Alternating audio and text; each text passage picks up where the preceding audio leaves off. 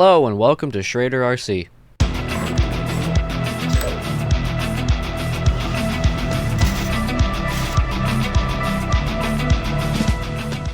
Hello and thank you for joining me in another video. This is 12 things that make you a good RC airplane pilot.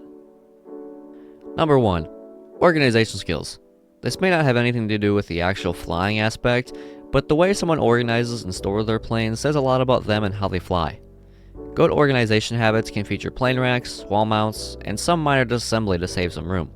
Some unexperienced pilots may leave their planes laying around and have dings and dents in them even after a third or fourth flight just by leaving them sit around. Number 2. Minding your own business at the field. It's always great to help other people when flying, but sometimes you just need to put your own oxygen mask on before helping others on board. Trying to help, talk, or even looking away from your plane while flying can lead to mishaps such as confusion, loss of orientation, and loss of sight, which can all lead to making you and your wallet more angry than Mike Tyson in 1997. You may just need to focus on you and mind your own business. Number 3. Using an RC flight simulator for practice. Whether it's just for fun or trying to practice, RC flight simulators can be way more beneficial for you than you think.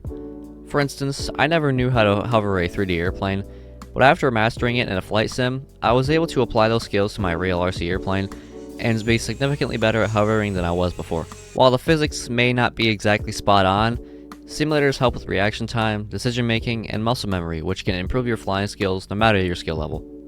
Number 4. Being financially smart.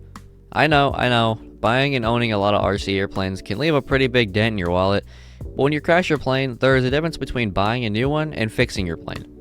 While it may seem like common sense, there are lots of RC pilots out there who decide it's best to buy a whole new plane over a broken rotor, when in reality, all you need is some foam-safe medium CA superglue, and even then most of the time, you won't even notice too much that you've glued your plane. But it's good to be that person that brings their glued planes to the field rather than a brand new one every week. It says a lot. Number 5. Asking for help. Every RC pilot has asked for help in some way, shape, or form, which is amazing.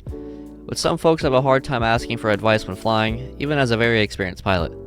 There is nothing wrong with asking someone who is good with jets on better ways to fly a jet. Even though you may be ready to graduate to jets, no one is ever 100% ready for a new style of airplane. So asking for help or advice should be on everyone's to-do list. Number 6. Practicing dead stick landings. Like I mentioned in my 20 things that make you a bad RC pilot video, practicing dead stick landings is always a must-do. Being confident and proficient in a dead stick landing will make you less nervous about running out of battery or gas in the air. As someone who didn't practice these when I was new, I was nervous about running out of battery in the air, on top of nervous about flying the actual plane itself. It adds to more stress on your plate when it could be avoided in a fun and beneficial way. Number 7. Portioning your flying. Amazing RC pilots will usually tell you that you shouldn't just be flying the whole time on one battery. Some people spend 60% of the battery having pure fun, 20% of the battery practicing dead stick landings, and the last 20% practicing recovery from stalls, spins, or some people do 80% of the battery flying and 20% practicing dead sticks. It really just depends on how much you want to spend practicing and what you think you should be practicing. Always remember that practice makes perfect. Number 8. Not completely draining your batteries. Not a lot of people know this, but LiPo batteries are kind of crybabies. They don't like it when they stay full charge for a long time, and they don't like it when you always drain the battery to 0%. Doing these things will significantly reduce the lifespan and charge capacity of your batteries, forcing you to spend more money on new batteries. Just to note, a way to tell if a battery isn't good anymore is by looking to see if it's more puffed than a Kardashian's lips. If it is, you risk the chance of the battery catching fire or exploding in the air, or even worse while charging. Number 9. Waiting for the right day to fly. We've all gotten a new plane we're super excited about, and we want to get it out and fly it as soon as much as possible. But a good RC pilot knows when a day is a good versus a bad day to fly. The more experienced you are, the more wind and rough conditions you'll be able to handle.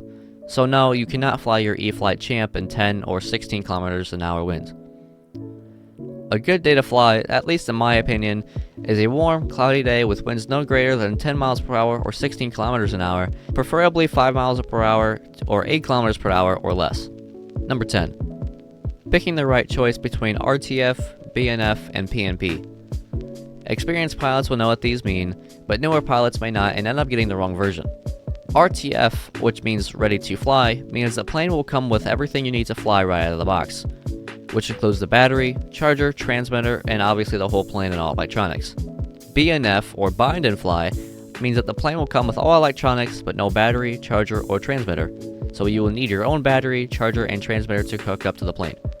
PNP, or plug and play, means that the plane will come with all electronics except for the receiver, which is the device that connects to your transmitter and moves all your control surfaces and your motor.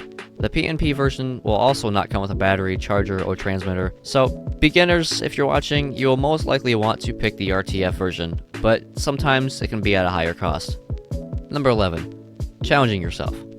Challenging yourself can be really good at improving your flying skills, but don't overdo it and get a big head. I've seen it happen way too much, and it's not a good day for those people, I'm just gonna say that.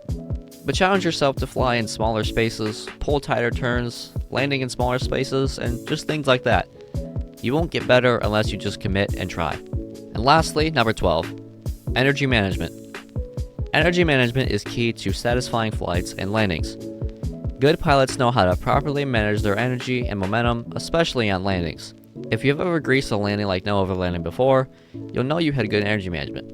A good way to get better at energy management is to think about your landing speed and how much you need before your landing approach. Your energy management will decide the outcome of your landing, rolling distance, and whether you have a smile or frown in your face. It's hard to perfect at first, but after experience and time, it becomes second nature and muscle memory to you. If anyone has any future video ideas, please let me know in the comments below. I really enjoy reading and responding to everyone's comments, so keep them coming. Thank you all so much for joining me in this video, and I hope to see you in the next one. See you later.